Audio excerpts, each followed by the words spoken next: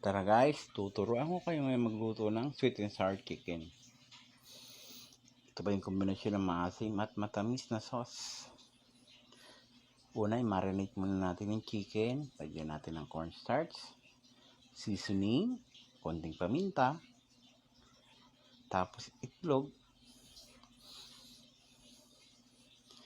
Halo-haluin lang po natin yung sangkap. Ayan po, marinate natin ng 10 minuto, tapos iprito.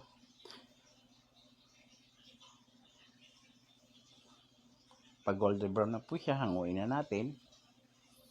Tapos tabi muna natin. Yung patatas at carrots ay ipiprito din natin ng bahagya. Tapos itatabi din natin.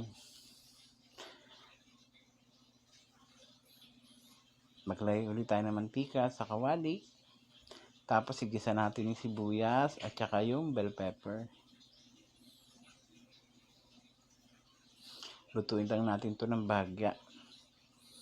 Tapos maglagay tayo ng ketchup sa kawali. Tapos yung slurry, ito po yung tinunaw na cornstarch. Haluin lang natin, tapos lagyan natin ng suka, asukal. Haluin natin, hayaan natin kumado hanggang sa lumapot ang sauce. Tapos ilagay na po natin yung pinirito nating manok kanina. Tapos yung patatas at carrots.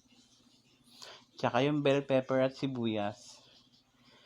Tapos lagyan din natin ito ng pineapple tidbits.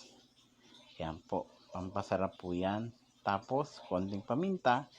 Haluin lang natin hanggang sa kumulo. Tapos lagyan natin ng konting asin, pampalasa. Ayan po, luto na po siya. Salamat!